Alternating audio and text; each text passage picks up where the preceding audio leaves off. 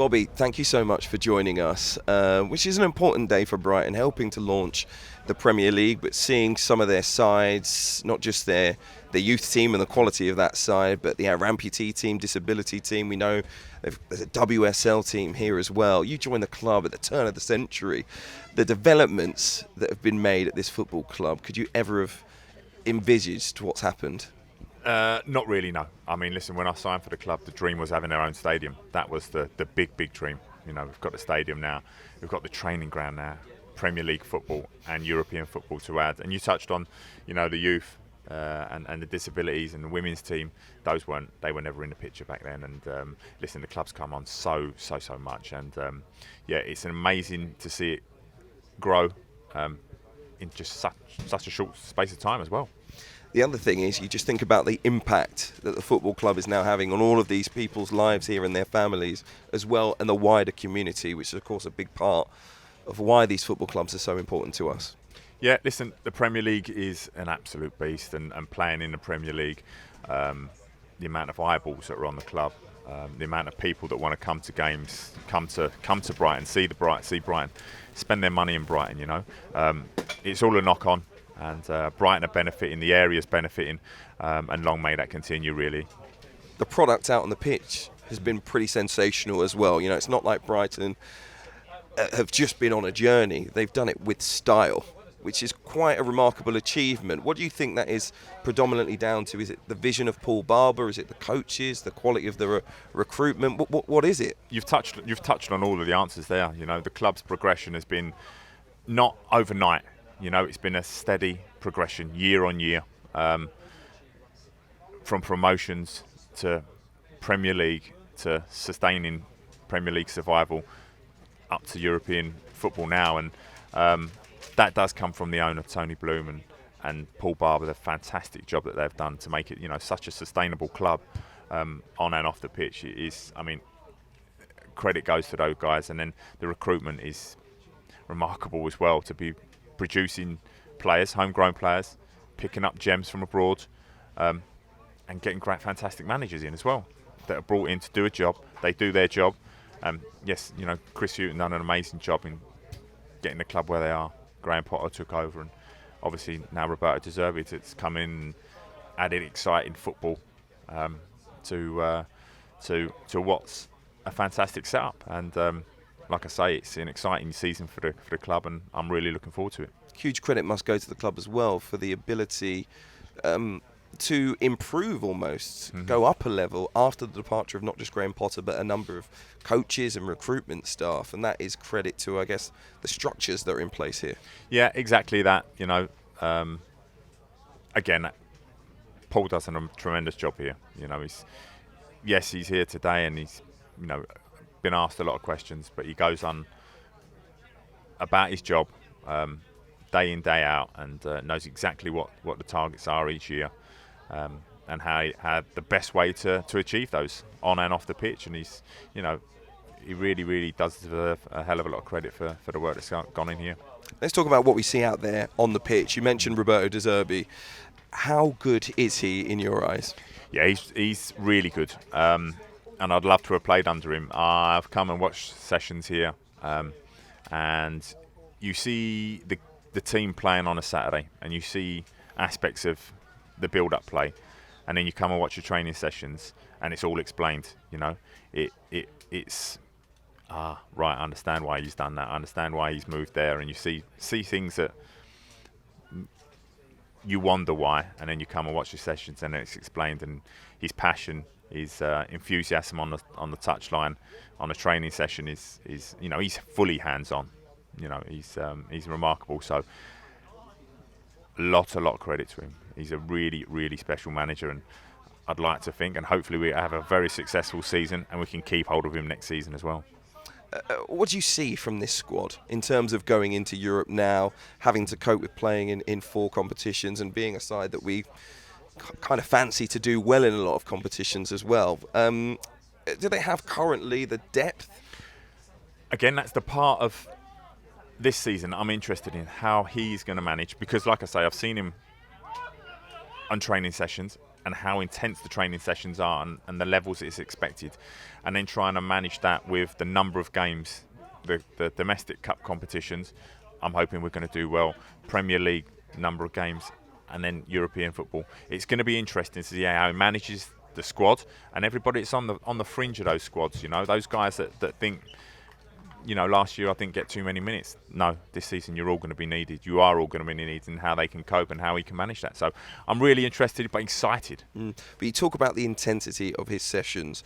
We are seeing rule changes now. We saw them in the EFL at the weekend that led to all but 2 of the matches lasting at least 100 minutes. We've seen some go up to 22 minutes added on.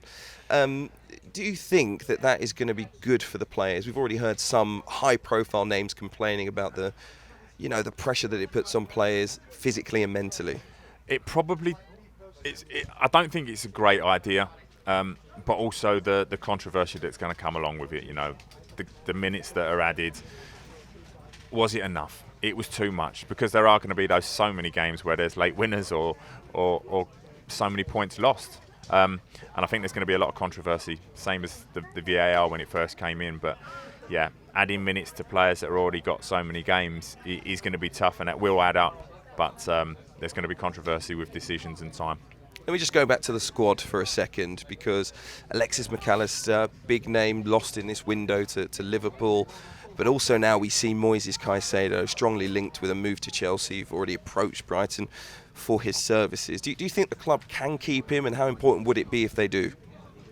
Listen, he's had an amazing season, didn't he, last year? Really incredible. So he's an important part of the club and where they want to go.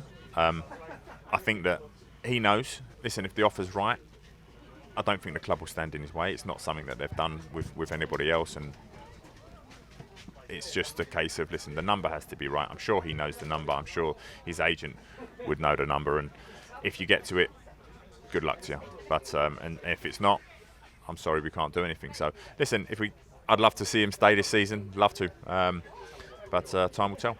Come back to Brighton in a moment in terms of their expectations for this season, but I did want to ask you about a couple of your other former clubs. West Ham United at the moment, without any signings during this summer, of course, won a European trophy at the end of last season.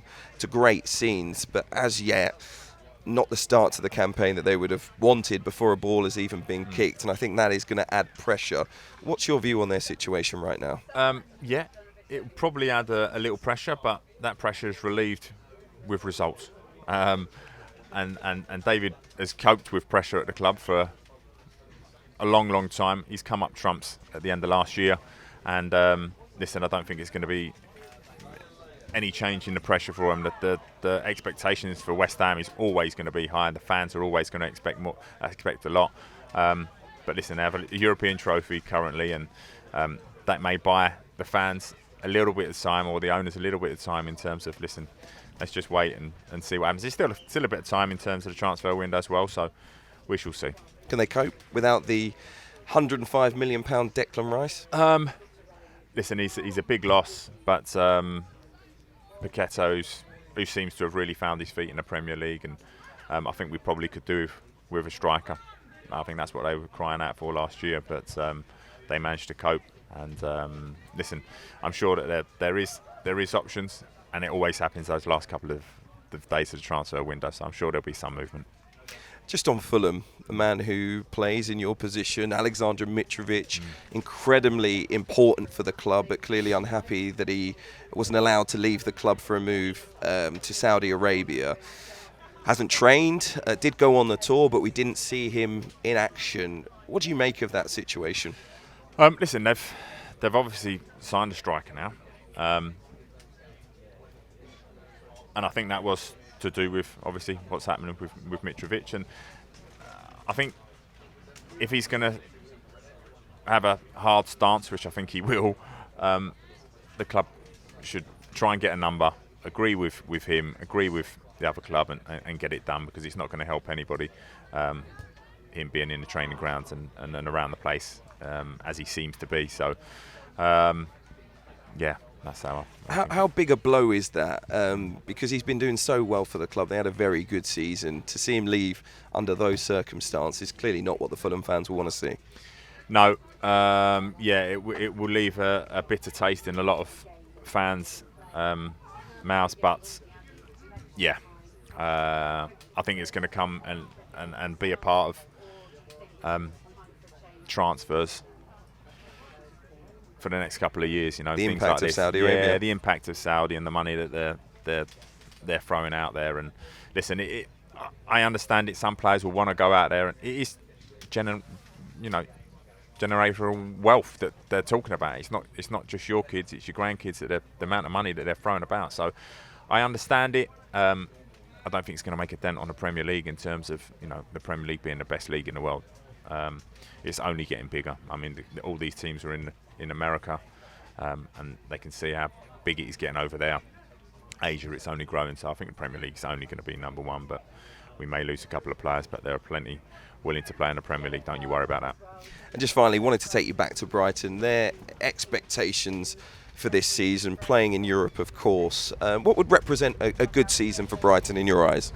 A good season for Brighton would be top 10 finish and a good European run. So out the group stages, quarterfinals would be fantastic. Just because of the number of games and utilising the squad, and that's what I'm looking forward to. And listen, hopefully we can smash that to oblivion and do even better.